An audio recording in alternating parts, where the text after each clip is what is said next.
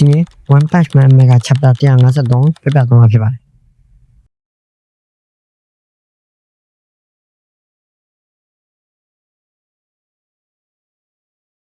Chapter အစမှာတော့ကင်းရင်ဆိုတာ Monster အတွက်တည်င်းတရားကိုစပြုရမှတ်သားဖြစ်တယ်ဒါပေမဲ့သူတို့ပါဝါကိုယုံကြည်ထား Monster အဖွဲ့အစည်းကငကားအဆင့်တွေအတွက်ကတော့သူတို့စိတ်ဓာတ်ကိုပြိုသွားစေမဲ့စားစိတ်လှုပ်ရှားစရာဟော်မုန်းတွေကိုသာထိသွားစေတယ်ကင်းတရားကတော့တည်ပြီလို့ရည်ရွယ်နေရပြီအောက်က Monster တွေကတော့သူကနေရာကနေအောင်မရှိဘူးငါတို့စပြီးလှုပ်ရှားမအောင်စောင့်နေကြလားငါကလုံးဝအဆုံးသတ်မှာပဲလို့ကင်းတရားကတော့ရည်ရွယ်နေမိတယ် Blast Band တွေကတော့ဒီကောင်ဘယ်လိုတိုက်ခတ်မှာလဲခုံးမလက်လဲမပြောတတ်ဘူ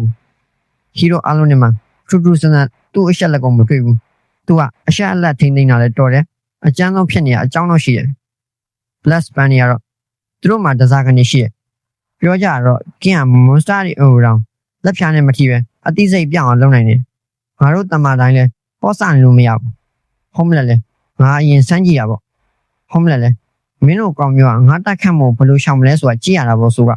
အလင်းလုံးတစ်ခုဖန်တီးလိုက်ပြီးတော့တိုက်ဖို့ပြင်တော့တယ်ကင်းတရားကတော့အလင်းလုံးကြီးထိသွားရင်သူအငွေ့ပြန်သွားနိုင်တယ်လို့စိတ်ထဲကနေပြီးရှည်ရွတ်နေဟုံးမလက်ကတော့မင်းအပူဝင်မရှိတဲ့မျက်နှာကိုတစားစီလုပ်ပြင်မယ်ကင်းတရားလဲနင်းအောင်မင်းအခုထိသတိမထားမိသေးဘူးမလားဟုံးမလက်လဲကင်းရဲ့စကားကြောင့်ကြောင်အသွားပြီးတော့ဘာလဲဆိုတာပြန်မေးလိုက်တယ်ကင်းတရားကတော့မင်းရှိတာအောက်ကိုတစ်ချက်လောက်ငုံကြည့်တယ်ဟုံးမလက်ကတော့သူ့ရှိတာအောက်ကိုပြန်ကြည့်ရင်စွန့်ရသွားပြီးကင်းကတော့မင်းရဲ့နေရာအုတ်ကြိုရတော်တော်နဲ့နေတာအနေရများလုံးနေမင်းတတိမထားပြီးတော့ငါပြောပြတဲ့နဲ့ထင်လို့ဟုံးမလက်လည်းအံ့ဩနေဒီကောင်စကားကိုအထာကောက်ရရင်ဒီကောင်တတိပေးနေရလားဒီကောင်ဆိုလိုတာကမင်းအလင်းနောင်ရှောင်ပြီးမင်းအောင်ထိန်းချုပ်ပြင်မှာအဲ့နေရာမှာရက်နေငါထိန်းချုပ်မှုရှောင်နိုင်မြန်ထင်နေရလားလို့တွေးမိပြီးရွှေစောတွေပါပြန်ကုန်တယ်ဟုံးမလက်ကတော့ဒီကောင်ကစမ်းသပ်ဖို့ဒီကောင်ကပြန်စမ်းသပ်နေရလားစစ်မြေပြင်တစ်ခုလုံးသူ့စိတ်အားတက်တံမိုးဖြန့်ကျက်ထားတာလားဆိုတာကင်းရဲ့အရှိန်ဟွာကြောင့်ရွှေစောတွေပါပြန်နေရဟုံးမလက်ကတော့မင်းတရုတ်မှန်ဖော်ထုတ်ပြမယ်ဆိုတာရွှေစောပြန်ပြောနေကင်းလဲသူ့တရုတ်မှန်ဖော်ထုတ်မယ်ဒီကောင်တိသွားလားသူ့အကြောင်းလို့စိတ်ထဲကနေတော့ငါတာမန်လူတယောက်လို့ပြောနေပါဇက်ကတော့တာမန်လူတယောက်လို့ထွက်သွားမိအောင်ဒီကောင်ငါမီးအလင်းစွမ်းမသုံးနိုင်တာမန်လူမသိသွားလားနောက်ကကောင်နေတာတိသွားရင်ငါတော့သွားပြီဆိုတာထိတ်လန့်နေဟုံးမလက်လဲဒီကောင်စကားဆက်ပြောနေအနေများလုံးနဲ့အဆုံးသက်ပြရမယ်လို့អော်ပြောလိုက်ပြီးတော့တိုက်ဖို့ပြင်လိုက်တော့သူ့နောက်ကဇွန်မိုင်းမန်တယောက်ထွက်လာပြီးလေဘဲအောင်ညီပြင်ပေါ်မောက်ချလိုက်တော့ဟုံးမလက်တယောက်ကတော့ပါဇက်ကအမြုပ်တွေပါပြန်နေပြီးဇွန်မိုင်းမန်လဲသူတည်ပြီးတော့အစထင်ခဲ့တာ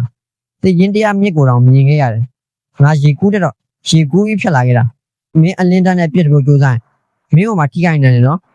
ဟုံးမလက်လဲ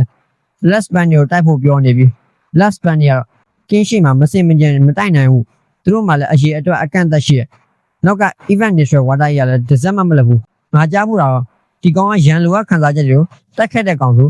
ဒါတော့အခုထိမရွေ့သေးဘူးမဟုတ်မှလွယ်အောင် event nature water ဆွမ်းရည်ကိုတည်ပြီးတက်ပြတ်ရှင်စေကိုရက်လိုက်တာလားသူရဲ့ခန်းစားချက်တို့ဒီလိုအရှိန်ဒီမှာဖုံးကွက်ထားနေတယ်ပေါ့ပြောစိတ်တကောင်လိုရင်ဆိုင်နေရတယ်လို့ပဲသဘောထားနေရလားငါတို့ကသူ့ပြန်မတော့မဟုတ်နေဘူးလားဒီကောင်ငါတို့အထင်သေးနေရလားငါကိုယ်တိုင်ရှင်းရမယ်လို့ Blast Man တွေလည်းကြုံဝါနေချိုင်းအပါလဲဆက်သွယ်ပို့ကောင် hero တွေစီပို့လိုက်ပြီးတော့သူ့မှာအစီအစဉ်ရှိတယ် monster တွေကိုနှစ်ဖက်ညက်ပိတ်လိုက်ပြီးစမိုင်းမန်တော့မင်းတို့အလင်းနဲ့ပြချမလို့မရလားချိုင်းအပါတော့အထက်ပို့ကောင်နဲ့အစီအစဉ်ရှိပြီးသူတို့ဘက်မှာကင်းရှိနေလို့ပဲကင်းတယောက်ကတော့အံ့ဩသွားပြီးချိုင်းအပါလဲကျွန်တော်တို့ monster ကို15မီတာအတွင်းစုစည်းပြီးကင်းအကန့်အသတ်တွေကိုရှိုးဖြတ်တဲ့ပုံစံနဲ့အဆုံးမရှိအပေါက်ဝဲစီငရဲမိအမြောက်ဆန်အကွက်ကိုသုံးလိမ့်မယ်ပြီးရင်အကောင်တို့အမြင့်ပြတ်ရှေ့ပုံးလိမ့်မယ်ဒီလိုနည်းနဲ့အကောင်တို့တစ်ချက်တည်းနဲ့အမြင့်ပြတ်ရှေ့ပုံးနိုင်လိမ့်မယ်အိုးချိန်တရားတက်ကြစင်နေဒီလိုအစီအစဉ်လေးစဉ်းစားမိရကင်းတယောက်ကတော့တရားတက်ကအရေးကြီးမှန်သူတိလိုက်ရပြီဆိုတာမှတ်ချက်ပေးလိုက်တော့တယ် Blast Band တွေကတော့သူ့ကိုယ်တည်းဆက်အရေးအတွက်17 trillion ကျော်ရှိပြီးတော့ Golden Span နဲ့ပေါင်းမယ်ဆိုရင်54 trillion ကျော်ရှိတယ်မင်းအားလုံးအနိုင်တိုက်နေလို့လားမေးရဒီကောင်တစ်ကောင်နဲ့အတွက်များလား Blast Band တွေကစပြီးပေါင်းစီကြပြီးချမ်းအပါတော့ကင်းဒါအခွင့်အရေးပဲကင်းတရားကတော့ပေါင်းစီနေရ Blast Band ကိုကြည့်နေဟာအခွင့်အရေးလဲဟာ Blast Band ကသူတို့ပေါင်းစီနေအောင်နောက်ရှက်တာကိုကောက်ွယ်ဖို့ဆက်တရားရှိရအုပ်စုကိုခွဲထားပြီးမက်တဘက်တရားကတော့ပြီးလာ Blast Band ပြီးရရှာလိုက်တော့မက်တဘက်လဲဟိုည Blast Band ကိုကြည့်ဘာလို့ငုံနေရတော့ကြောက်လို့လား Blast Band ကအုံနောက်ဆဲတစ်ခုရဲ့ရှိရကောင်ညာနားမလဲပါဘူးမက်တဘက်တိုက်ခတ်မှုကိုရှောင်တဲ့ Blast Band တော့ 54 trillion ကပေါင်းစည်းပြီးဘယ်တော့မှမပြုတ်ပွဲတော့ဘူးအတစ်တစ်ဖန်မွေးဖွားဖို့လည်းမရေမတွက်နိုင်ကိုပါရစိုးလို့ရဒါကြောင့်တိတ်အဖိုးတန်ပြီးအရန်လှပါတယ်ပရီဇွန်နာတော့ဂျီနိုနဲ့တာဆူမက်ကိုကဲဖို့သွားနေပြီချိုင်းအပါလဲဂျီနိုနဲ့တာဆူမက်ခေါ်ပြီးပြီလားလို့ကင်းအော်မင်းနေပြီ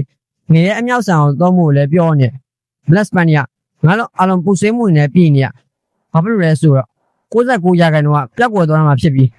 အားလုံးပေါင်းစည်းနိုင်ရလို့သူဝမ်းသာနေရလို့ပြောရင်သူ့ရဲ့ပုံစံအမှန်ထွက်ပေါ်လာနိုင်ပြီဆိုကအသွင်ပြောင်းသွား Platinum Span ကိုပြန်ရင် chapter လို့အဆုံးသတ်ထားတော့